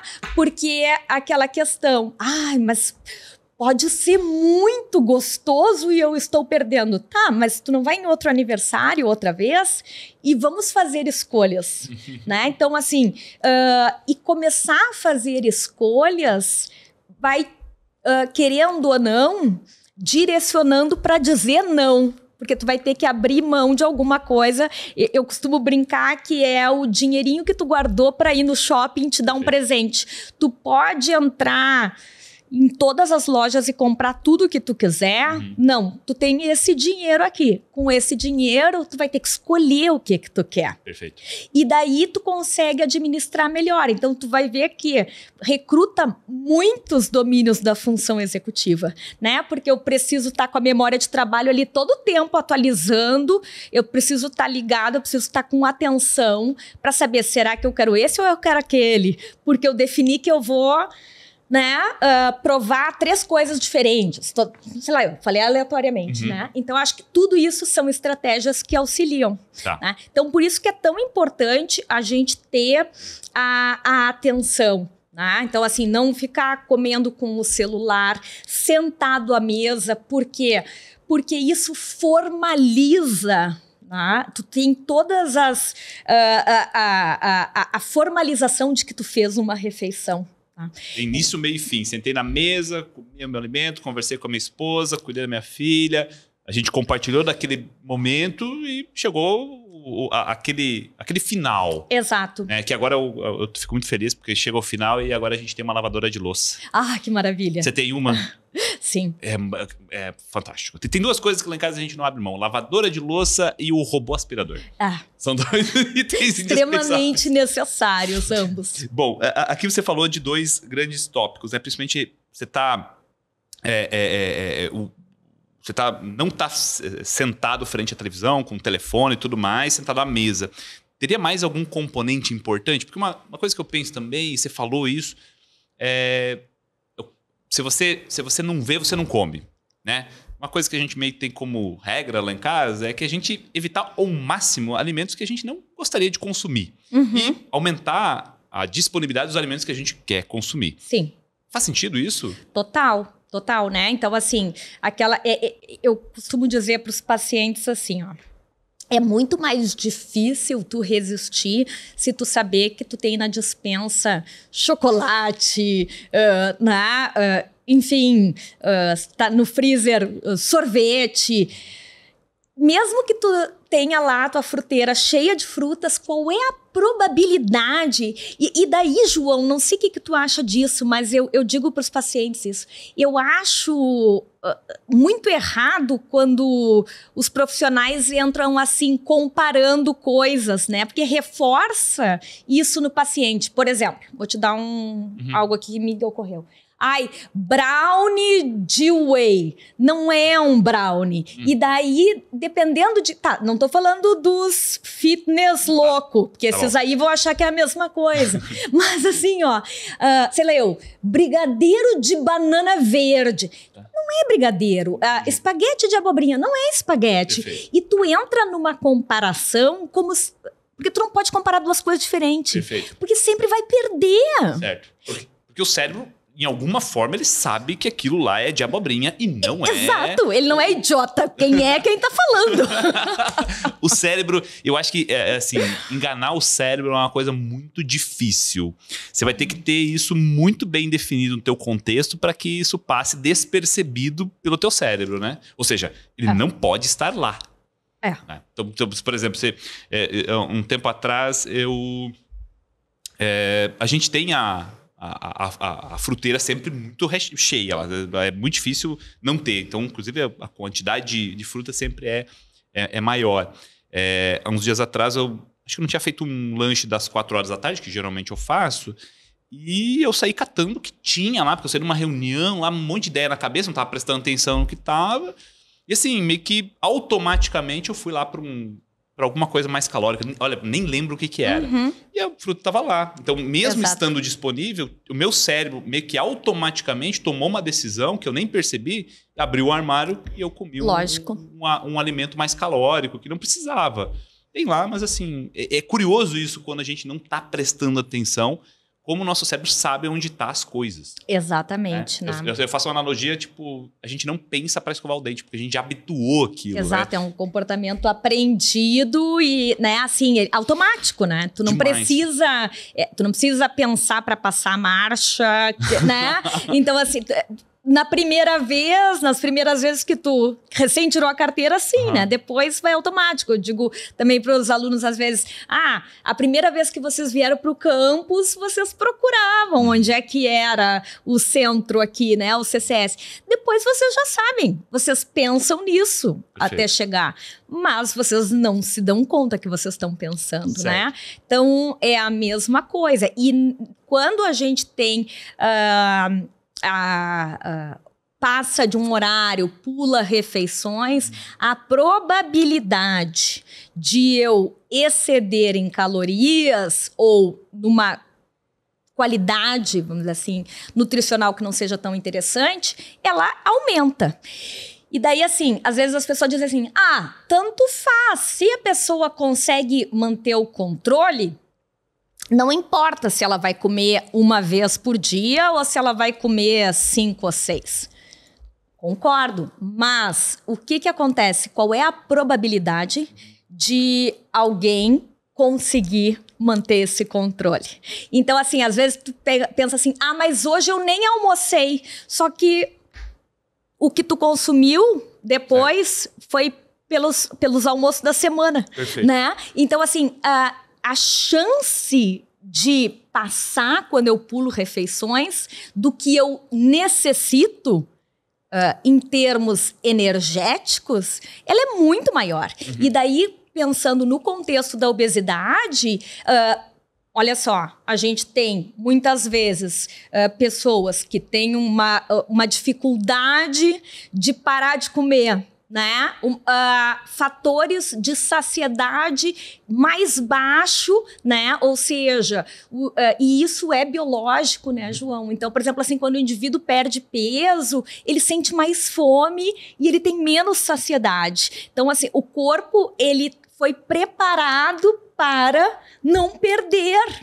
Né? Então, olha o quanto exige de estratégias comportamentais para lutar contra essa plasticidade cerebral que envolve a perda de peso, tentando recuperar esse peso, né? Então, assim, o cérebro ele não faz as contas assim, não, teu IMC é 30, tu não precisa desses X quilos, né? Não, na cabeça dele é o seguinte, se o teu peso era esse e tu perdeu, a gente precisa dar um jeito de recuperar. Certo. Né? Porque o cérebro não sabe o dia de amanhã. Vamos estocar o máximo, vamos deixar aqui o máximo de calorias possível, porque a gente não sabe o dia de amanhã, porque o cérebro ainda ele é um órgão, entre aspas, aqui primitivo. Né? Ele não... Eu não vejo que ele conseguiu se adaptar muito bem a esse contexto doidão que a gente vive. A gente vai precisar de muito mais, alguns bilhões de anos, eu acho, para conseguir ter essa adaptação, né? Perfeito. E eu já parto desse princípio, Lu, que, bom, é baixa a probabilidade que eu consiga me controlar. Então, eu vou organizar o meu contexto para aumentar as chances de controle. Exatamente. Certo? Então, o que eu vou fazer, de novo, aquelas regrinhas, assim, no sentido que, bom, o que eu vou colocar de disponível na minha frente para aumentar as chances de consumir isso daqui e evitar ao máximo. Tinha muitos casos, quando a gente tocava no assunto de comportamento alimentar, nos meus pacientes e tal, eu sempre fazia um cálculo, assim, dizia assim, se você não tem o iFood instalado no teu celular, qual é a chance de você, talvez num momento de maior desejo de comprar, de consumir algum tipo de alimento que talvez não está dentro da tua organização, vai ser, ou seja, se você não tem um aplicativo, vai ser muito mais difícil. Ou, no caso da tua paciente lá da padaria, né? Então, se você quer comer um pãozinho quentinho e ele tá, sei lá, 3 quilômetros de distância, ou tá do lado da sua casa, se tá do lado da sua casa, vai ser muito mais difícil você se controlar ali. E esse controle está relacionado também com aquilo que está dentro da nossa cachola. Sei que você é uma grande entusiasta das funções executivas, como você mesmo disse. Como é que porque funções executivas, como diria um amigo meu, dá para colocar quase tudo lá, né? Ou seja, é meio que o princípio do nosso funcionamento.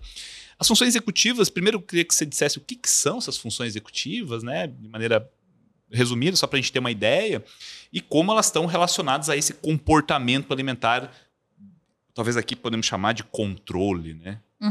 Razoavelmente de controle. Tá. Então, bom, João, acho que a pessoa para dar definição de função executiva é tu, não sou eu, né? Então, tu me corrige. Imagina. Então, um conjunto de domínios e funções do comportamento que regula comportamentos de ordem superiores que auxiliam o indivíduo em tomadas de decisões em diferentes contextos, né? E daí a gente entra na questão das funções executivas clássicas e das funções executivas conforme o autor.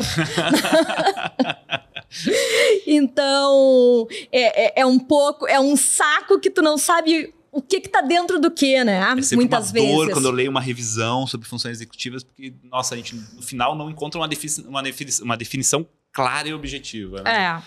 Tem uma variação, mas enfim. E daí as três principais seria a memória de trabalho, o controle inibitório e a flexibilidade cognitiva. Então, o controle inibitório, que a gente já falou, que é a capacidade de suprimir um estímulo quando necessário, ou seja, parar de comer, não comprar, é o freio.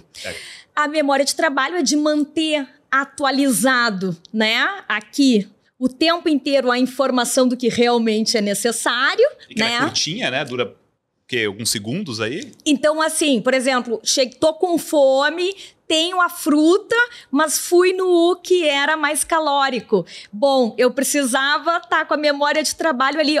Volta, porque tua meta é essa, né?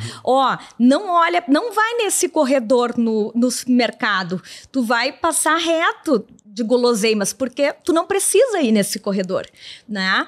Então, daí tu usa a memória de trabalho e controle inibitório, então por isso que existe esse overlap, essa sobreposição. E a flexibilidade cognitiva é de eu conseguir uma alternativa, né, frente a uma determinada situação. Esses três domínios, eles estão, os estudos mostram que eles estão reduzidos na obesidade, mas não no sobrepeso, eu acho que isso é uma coisa importante de dizer. E não existe consenso claro sobre a relação no comportamento alimentar. Tá. Como elas medeiam, elas estão envolvidas, né, nos comportamentos humanos em geral, se acredita que, como o comportamento alimentar é também comportamento, elas também influenciam. Mas o que isso quer dizer? Quer dizer o seguinte, que quando ela pode ser um fator bidirecional essa relação, ou seja, eu tenho uma pobre função executiva comprometendo o comportamento alimentar, ou um comportamento, a obesidade, por exemplo, ou o consumo de alimentos de um padrão dietético inadequado, prejudicando, daí por questão de neuroinflamação, as funções executivas, mas elas também podem mediar a relação da função executiva e o comportamento alimentar. Ou seja, não seria numa relação de causa e efeito. Então, tudo isso pode acontecer, a gente não sabe, mas seriam os modelos de relação. Perfeito. Né? E Agora eu já até me perdi. Não, é isso, está respondido. Eu tenho só... Você falou de neuroinflamação. Porque funções executivas, eu acho que a gente pode falar daqui a pouquinho. Eu só queria saber o seguinte, bom, se existem funções executivas, são domínios que a gente sabe através de testes comportamentais, mas provavelmente já tem, e aí me corrija se eu estiver errado, já tem mapeadas no cérebro algumas áreas que estão relacionadas a isso, certo? Então a gente sabe que existem regiões do cérebro que executam essas funções, que são correlacionadas a essas ações. Quais são essas regiões? O que você poderia dizer para a gente? Dizer assim, tem áreas no cérebro então, que são responsáveis sobre o nosso comportamento e também decorrentes aqui ou relacionados ao comportamento alimentar. Basicamente, áreas corticais, né? Principalmente a córtex pré-frontal dorso lateral. Certo. Né? Tem áreas que são relacionadas também à mediação, por exemplo, de análise de um contexto. Então, por exemplo, ventromedial. Então, para eu fazer aquela ponderação, né? E isso também, quando eu olho os rótulos, por exemplo, né, então nessa análise. Eu tô olhando o rótulo, meu cérebro está fazendo um cálculo se aquilo vale a pena ou não, o prejuízo versus benefícios, poderia ser? Exato. E daí entra também aquele outro domínio do desconto temporal, né? Ou seja, o que eu quero agora versus o que eu quero no futuro. E isso é muito difícil. Tem até o teste do marshmallow. Sim. Com as crianças, né? Certo. Então, por exemplo, assim, o problema muito maior é que o alimento ele tá ali agora, aquele prazer imediato. Só que a perda de peso, eu tô olhando, sei lá, vamos botar ali 10, 20 quilos. É muito tempo, é muito lá na frente, né? Então, eu sempre digo para os pacientes, não foca na perda de peso, no peso que tu quer, quanto tu quer perder. Foca no dia, foca na refeição, porque assim é muito mais fácil eu chegar lá. Porque às vezes o paciente reclama assim, ai, nossa, eu só emagreci 200 gramas essa semana. Tudo bem, não foi dentro da meta combinada, tranquilo. Mas assim, tu precisa desses 200 para chegar nos 10. e é que nem... Eu digo, é que nem guardar dinheiro, só que é o contrário, é que a gente quer reduzir. Mas a ideia é a mesma, né? Então, por exemplo, assim, se eu quero construir uma casa, se eu quero viajar, eu não posso, se eu não tenho dinheiro suficiente para tudo que eu quero, e acho que são pouquíssimas as pessoas, né, que podem se dar esse luxo, eu não posso chegar e... qualquer coisa que está na minha frente, eu pegar e comprar, porque senão eu não vou conseguir cumprir aquela meta, aquela resolução que eu decidi. Então, eu preciso ficar mantendo o tempo inteiro a informação do que realmente é importante para mim, do que realmente é o meu objetivo. Perfeito. Né? Perfeito, porque daí eu talvez possa até encontrar estratégias no meu contexto para me ajudar a lembrar disso, né? Sei lá, às vezes colocar um sinal... Cartão de enfrentamento, perfeito. Uma pulseirinha. Um papel na frente da geladeira, lá dizendo, peraí, lembra aquilo que você planejou? Olha só, eu lembrei de uma história falando sobre esse freio, né? Esse comportamento em relação às funções executivas, uma coisa que eu fiquei bastante feliz com a minha filha de 6 anos hoje, mas ela tinha 5. Ela pediu um chocolate e tal, a gente foi no mercado, eu dei um chocolate para ela. Ela disse, papai, eu vou comer em casa esse chocolate. Disse, tá bom, legal, vou comer em casa. E a gente chegou em casa, a mãe dela não tava, e ela comeu metade do chocolate em casa, e ela olhou assim, papai, você já comeu o seu? Eu disse, já comi. Eu vou deixar metade pra mamãe. Ai, querida. E aí ela comeu metade e deixou em cima da mesa a outra metade. Uma criança de 5 anos. E eu fiquei muito surpreso com isso. Isso não significa que ela fez a primeira vez, já fez outras vezes isso, mas com um alimento que ela gosta muito, que é chocolate. Então, é claro que, dado o meu conhecimento, eu sempre tento estimular e provocar as funções executivas dela, né? Claro que tem ali talvez uma relação afetiva, inclusive com a própria mãe, né? Que, enfim, uma pessoa que ela admira e gosta.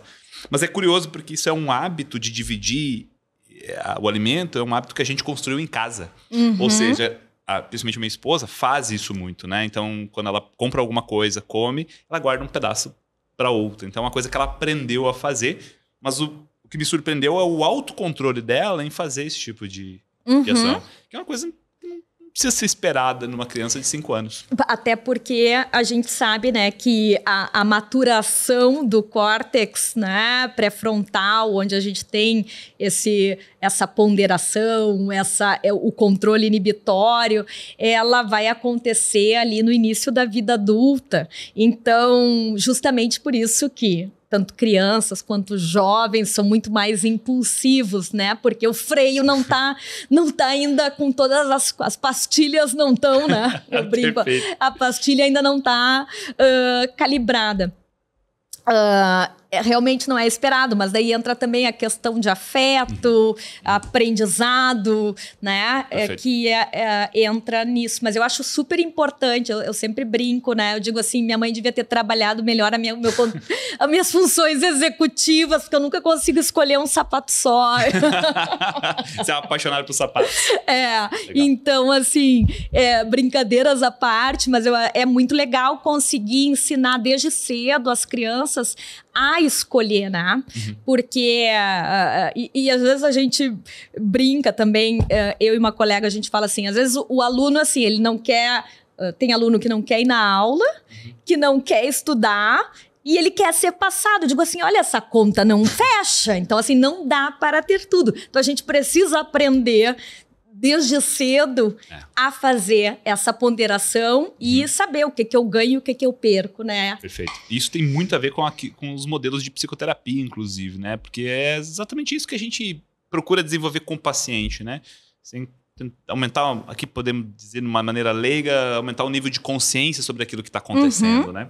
Isso é bem difícil, mas obviamente que é um treino e é passível de aprender. O Lu, você falou uma coisa interessante em relação às funções executivas, às regiões do cérebro, e você disse que pode haver aí um fator de neuroinflamação no cérebro que talvez dificulte esse controle do próprio comportamento. O que a gente tem na literatura científica mostrando que poderia causar essa neuroinflamação e os prejuízos que as pessoas podem ter em relação a isso? Enfim, neuroinflamação, o que exatamente é e como é que pode afetar o funcionamento do cérebro? Tá. Acho que é importante, super importante falar isso, ainda mais que o pessoal anda meio louco com a questão de inflamação. Então, assim, inflamação não é necessariamente uma coisa ruim, a gente precisa desse mecanismo, né? Então, aquela história da pessoa lá na internet falando assim, não, você está inflamado, então é por isso que você tem esse problema. Isso aí é um tigrão ou sem vergonha, dessas duas uma. Ó, gente, tem gente que exagera nesse lance de inflamação, de que você está inflamado, que você tem que tomar o suco XYZ, o suplemento. Cuidado. Provavelmente isso aqui é uma balela, ou até pode ser um picareta. Ou é picareta ou não tem a menor ideia, né, do que está fazendo, do que está falando, e de biologia, né, João? Certo. Olha, de novo, a gente tem estudos, falando em estudos em humanos, estudos de associação. Eles são indiretos, porque tu não tem como fazer uma biópsia de um encéfalo, né? Para dar uma olhada. Daí, só pós-mortem. O que acontece? Vamos pensar assim, na obesidade, quando a gente fala de inflamação, a gente está falando de uma inflamação subclínica, né? E a gente costuma brincar que se o indivíduo está inflamado e o problema é a inflamação, bom, dá um anti-inflamatório, é a única coisa que vai resolver, né? E tem estudos que testaram justamente e não foi a solução. Então, ou seja, é muito mais complexo. Eu sempre digo, né, João, tudo que envolve o ser humano, se for uma visão simplista, a chance de ser errada ela é muito grande. Eu vou só fazer um comentário importante. Eu assisti a tua aula sobre neurobiologia da obesidade e eu lembro da quantidade de slides que você me mostrou, inclusive um slide gigante sobre as vias que estão relacionadas à obesidade. Gente, isso aqui é um sistema absurdamente complexo e todo indivíduo que tentar simplificar isso provavelmente vai estar errado. Exato. E a gente está tirando um pedacinho de um quebra-cabeça gigantesco, que tem peça que a gente nem conhece ainda, né?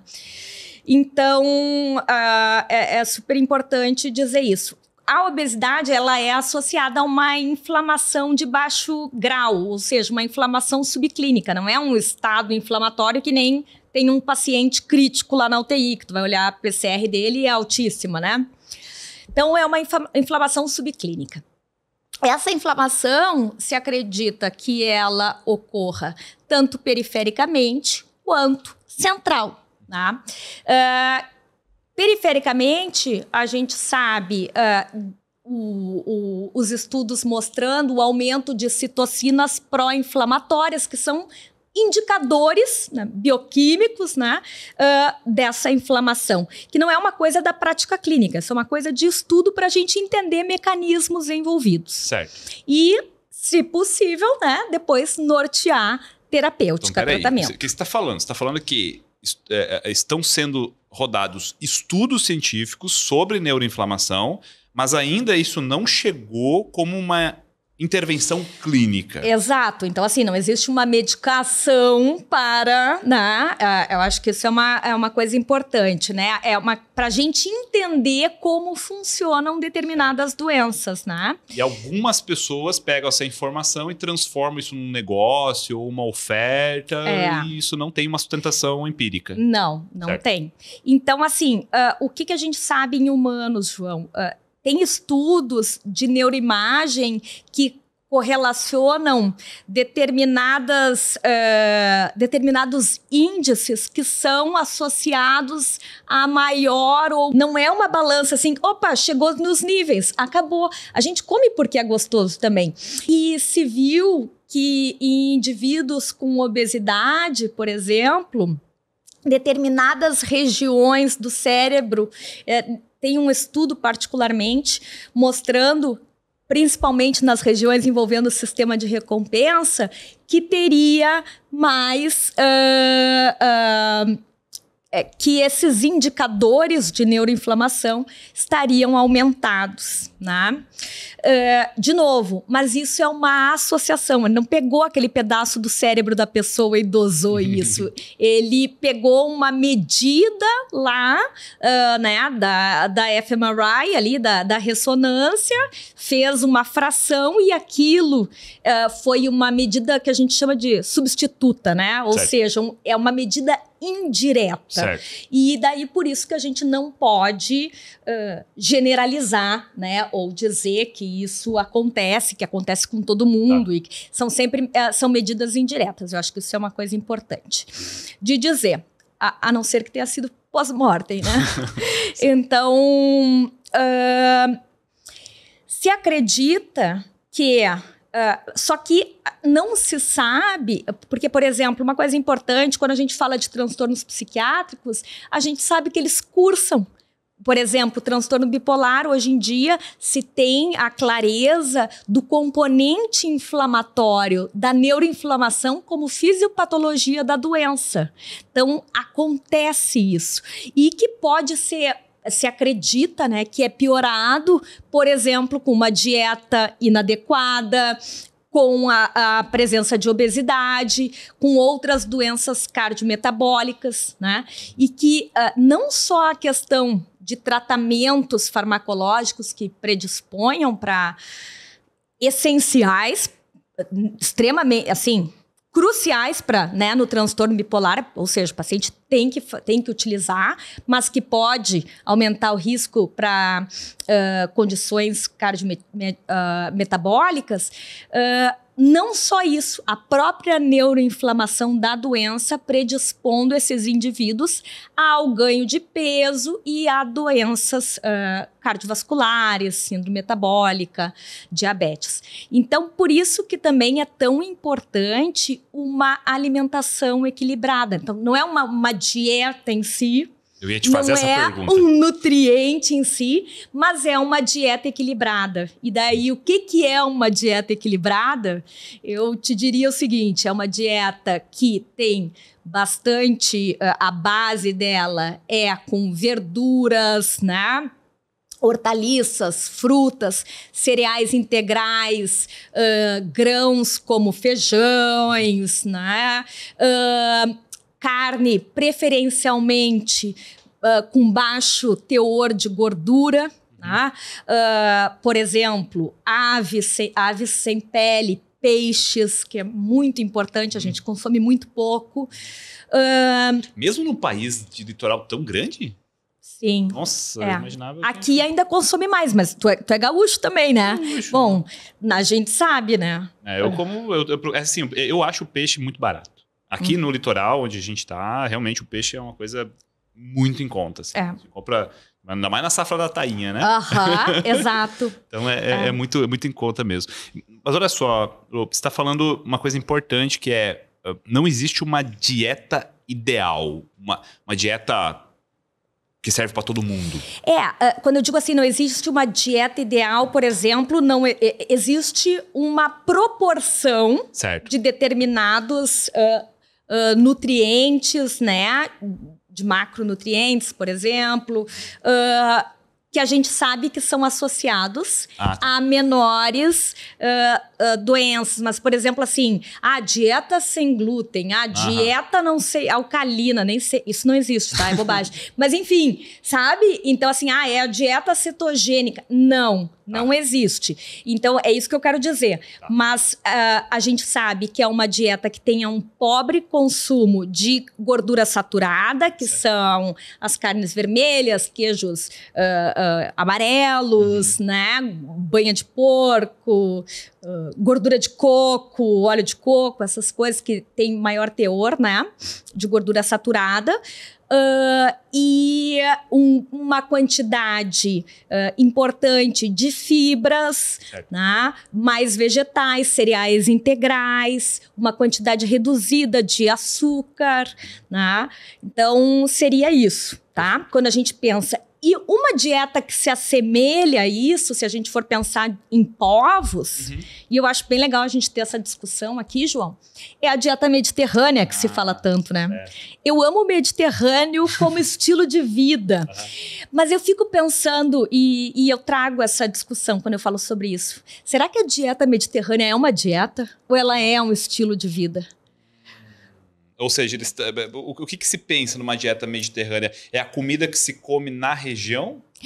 Sim, que eles têm um consumo, né, de peixes elevado, comem muitas frutas, verduras, grãos integrais, baixo consumo de gordura saturada, de açúcares,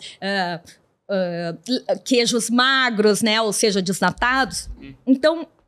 Mas eu fico pensando, vamos pegar aquelas velhinhas lá da Itália, né?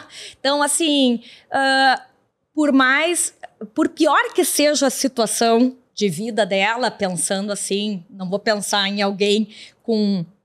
alguém médio, né? Jamais vai ser semelhante ao médio daqui do Brasil. Então, assim, é uma pessoa que ela, querendo ou não, ela tem acesso a alimentos in natura com o preço desse alimento. Então, assim, até eu morei na Itália, né? Então, eu acho isso uma coisa muito legal. Por exemplo, tinha a fruteira, que daí na fruteira tu comprava fruta, comprava verdura. Aquela fruteira de rua ou é dentro de estabelecimentos com outros alimentos? Ou é só fruteira? Era só fruteira, como se fosse... O açougue era só açougue, o pão era só o pão. Então, ou seja, até tem supermercado, mas as pessoas no bairro... E compravam, assim, iam comprar, sei lá, o papel alumínio no supermercado. Eles não iam comprar comida ali, eles não iam comprar fruta ali. Certo. Então, assim... é toda uma estrutura, porque a alimentação, ela é um patrimônio histórico. Perfeito. E eu acho que isso é uma questão que também a gente tem, a questão da identidade cultural no Brasil. O Brasil ainda nega muito a sua alimentação, né? Como se fosse feio comer arroz e feijão, que é um prato nutricionalmente excelente, né? Então, essa questão de que, por exemplo, tem o corneto que eles comem no café da manhã, que é como se fosse um croissant doce. E eles se recusam Ah, fulano vende corneto congelado, nem pensar. Então, assim, é um nível de cuidado com a alimentação. De preciosismo mesmo. De preciosismo, porque aquilo é essencial.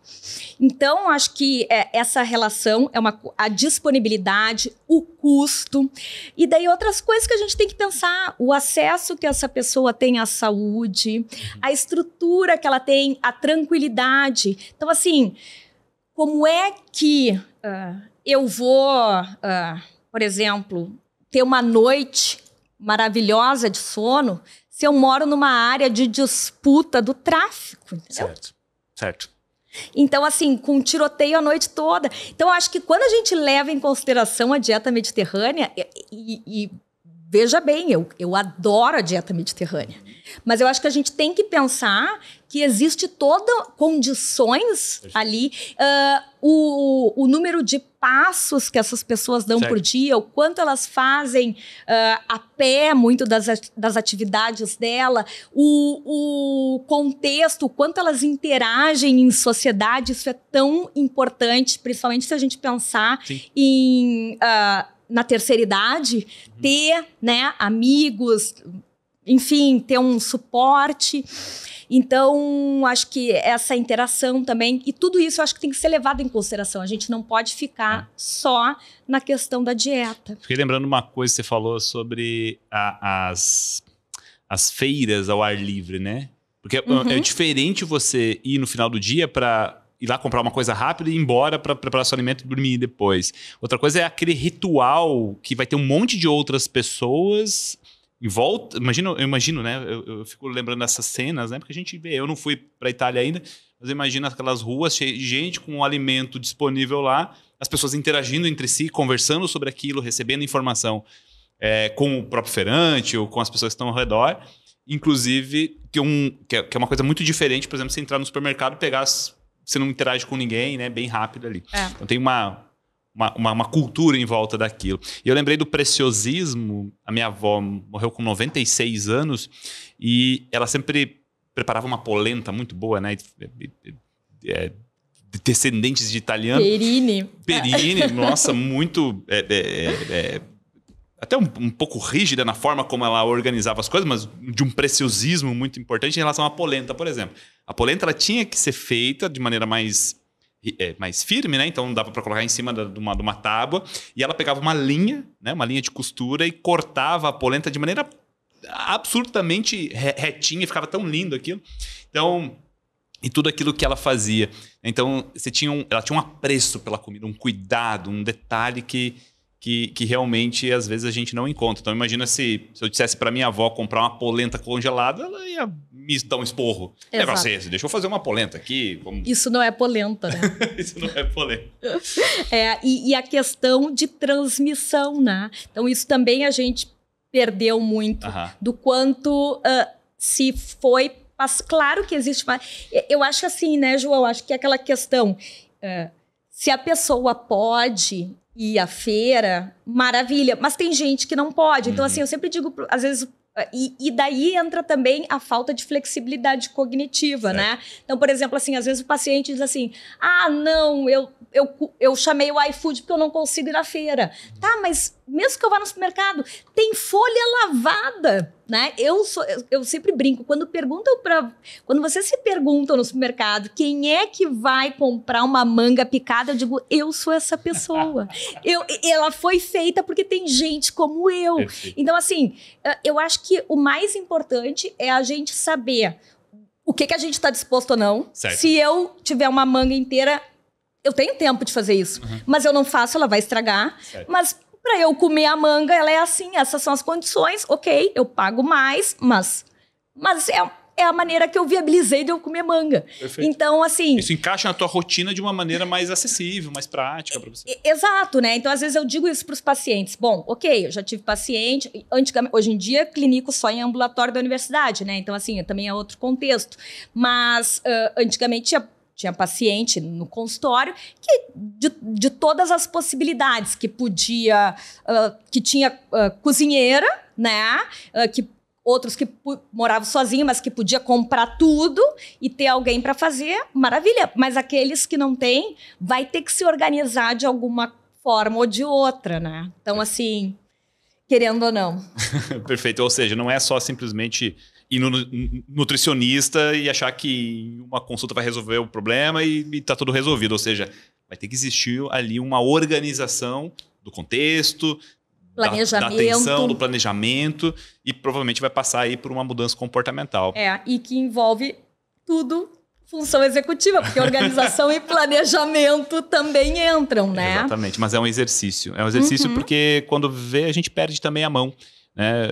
Eu lembro que eu tô 2 anos correndo e praticando atividade física regular, e eu lembro de ter faltado algumas vezes, né? Mas eu sempre procuro lembrar da minha meta, do meu objetivo, né? Então, quando eu olho para trás, eu olho para minha família, vejo os problemas disso tudo e lembro que talvez aos 80 anos músculo vai ser importante. Então, vamos manter esse músculo aqui, vamos manter uma saúde regulada para que eu mantenha aí o meu objetivo, o meu foco. Mas não é fácil. Eu acho que vai depender um pouco, de novo, das pessoas que estão próximas a nós, né? Nesse caso aqui, por exemplo, a minha esposa me ajuda muito nisso.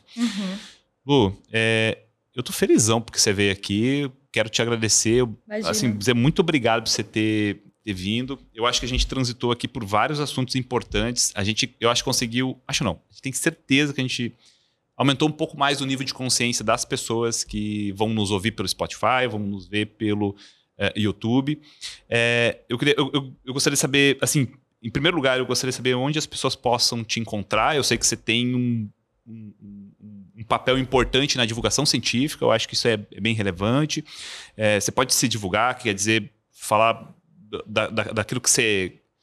Da onde as pessoas te encontram e de qualquer outro recado que você queira dar em relação à universidade, do teu trabalho, dos teus projetos de pesquisa. Eu sei que você é uma grande pesquisadora, se quiser convidar alguém para participar de pesquisa, não tem problema. A gente pode, inclusive, colocar um link aqui disponível para as pessoas. Se você quiser, fica à vontade para você explorar isso da maneira que você quiser. Muito obrigada, João, pelo convite. Tu sabe que é um assunto que eu amo falar, então, né, tenho daqui separada, porque quando eu vejo palestra o tempo inteiro, né, como diz o meu cunhado que diz, palestra sem certificado. Eu brinco, eu acho muito engraçado, porque eu adoro palestrar. Bom, mas enfim, agradeço o convite, é ótimo, sempre adorei conversar contigo, né, a gente é bem alinhado, assim, a gente troca um monte de ideia, então é divertido essa troca. Gostaria de fazer um convite, assim, eu tenho no meu Instagram um link para uma série de questionários para o pessoal responder, que é para pessoas que têm o diagnóstico de síndrome do intestino irritável, tá? Então, quem tiver e que esteja disposto a colaborar conosco, eu adoraria, agradeço se puderem participar. É uma pesquisa que a gente já está há um tempo fazendo e avalia também questão de comportamento alimentar, né? E, enfim, então, estamos aí. Ela é só online, são alguns questionários. Tem bastante, não vou mentir, tem bastante questionário. Legal. A gente gosta de perguntar. Mas, enfim, é para a gente conseguir avançar aí no conhecimento e ver se... Como é que é o @ do teu Instagram? Eu acho que é legal, pode deixar aqui, pode falar. Obrigada. É Dr. Antunes, underline LC. A pessoa nem lembra o seu Instagram. Não tem problema, não tem problema. É Dr. Antunes... Dr. Antunes, sem o A, né? Certo. Porque já vem do Antunes. Legal, mas não, já fica fácil de encontrar.